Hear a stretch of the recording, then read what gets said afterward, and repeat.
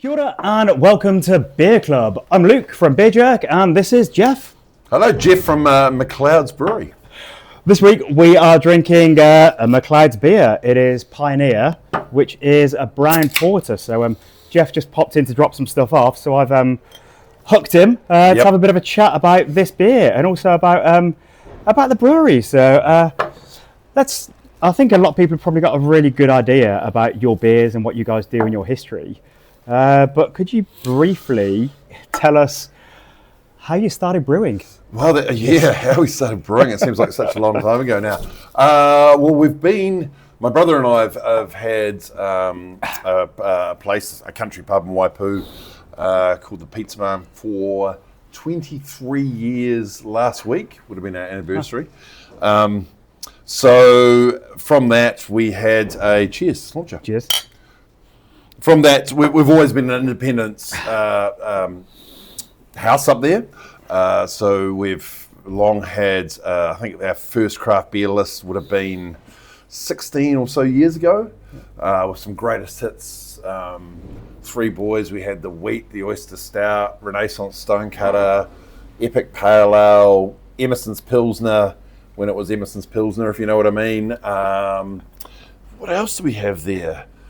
Some 8 wires. Yeah, so I guess, going from the independent taps to the brewery doesn't seem like a massive leap, but it did take a long time. It took us a couple of years to build the brewery, which is now, would be almost 12 years old, brewing on site.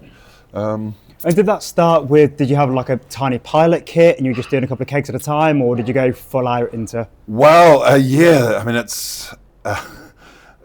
we almost did a stronger drink and a lot longer time because we got a kit. We were initially in business with, I'm not going to mention names, but this is a long time ago, with a pathological liar, fantasist, egomaniac.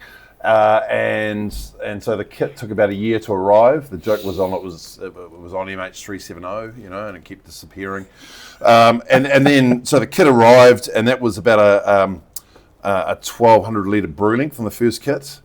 And then once that original partner kind of departed, we had a couple of people brew for us before before Jace Bathgate came along after his accident, quite a while after his accident at 8 Wires, and that was really when I guess the real beginning of McLeod's started, and we upgraded the brew kit quite soon after to 2,000 litre brew length, and that's where we sit now. I mean, this year we'll be looking at about, we're still, I would consider us fairly boutique, very boutique, about 450,000 litres this year. Yeah. Which is, just to frame that up, would be at the small end of medium, I think. And and like everyone else in the independent brew game, we're just trying to navigate our way through the crunchiness of the marketplace and sticking to our guns and making, beer that we're really proud of, keeping it cold from birth, shipping it around the country cold, and all those things all those principles that we came together early in the piece on to make sure that everyone's getting the best possible product in their hands after all the effort that we put in. So yeah, there are so many potential points of failure just throughout that entire supply system, and also production. So it comes down to, and it's so interesting talking to somebody. Last week we had a beer from Spring and Fern, someone like Tracy Banner, who obviously started out working in a laboratory doing samples in Warrington of the malt. And when you speak to different brewers about their lab and about the sort of testing they do on aging, and so it's at every point, and it's so interesting working on brews with fantastic brewers that will often, they might cut open a bag of hops and they'll be like, oh no, that's not quite right. But yeah, from the birth of putting together a recipe and working on your water chemistry all the way to, delivering the cans to a shop in a refrigerated truck, all the way through to people being knowledgeable and sharing with customers and the way it's poured and the gas. And there's just, I think you guys do a really good job at minimizing potential failure at any one of those points. Yeah, thank you. That's very kind. I mean, it's I feel like you've got to take as much responsibility as you can. to get the best product to the people that are paying a lot of money for it at the end of the chain. Yeah. And that can mean,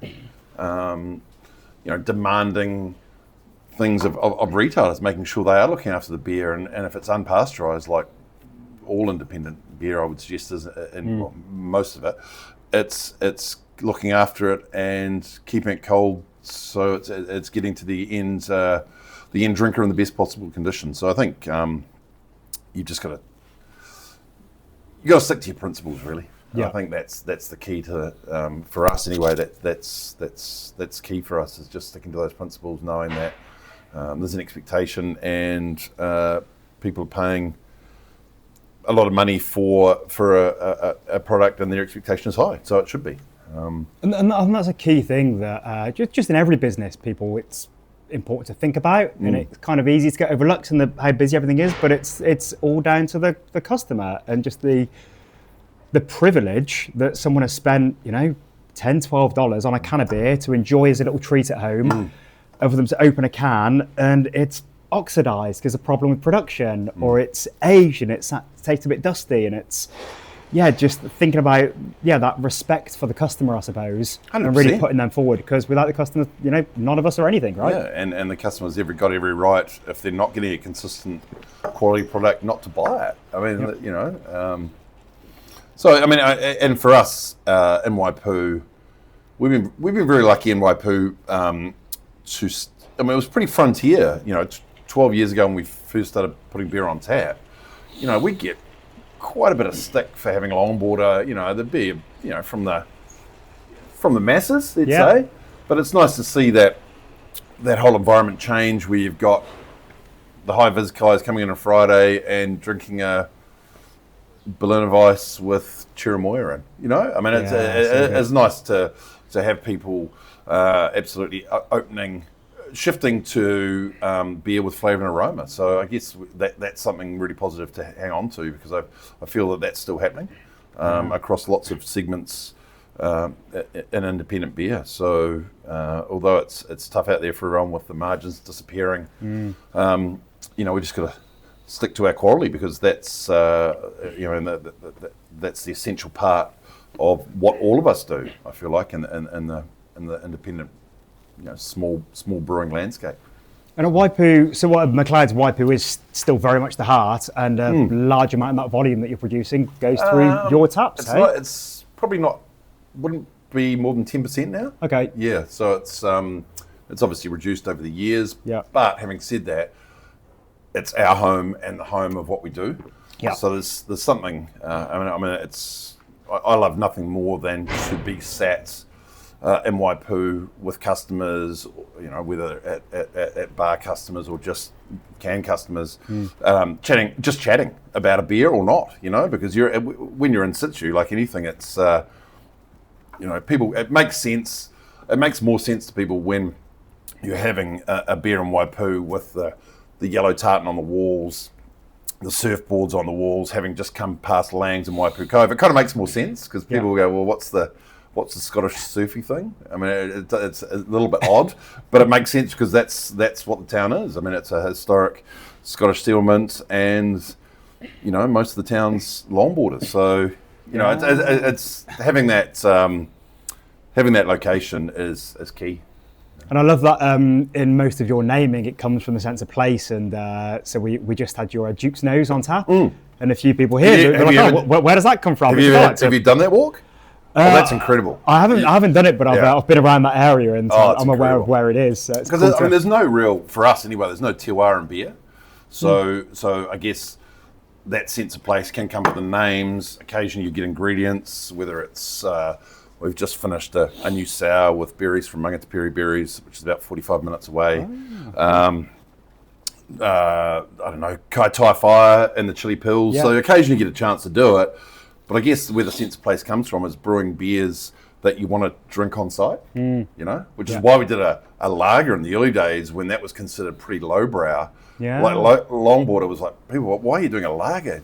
You should be doing a pilsner, and it was just because that's what we wanted to drink. That was the right beer for the environment. So I guess you get a slight sense of place, and the beers that are brewed on site what we want to drink. You know, we drink a lot of them. And that sense of, I suppose, community in place harks back to this style, which really comes back to the sort of the 1700s, the 1800s, London.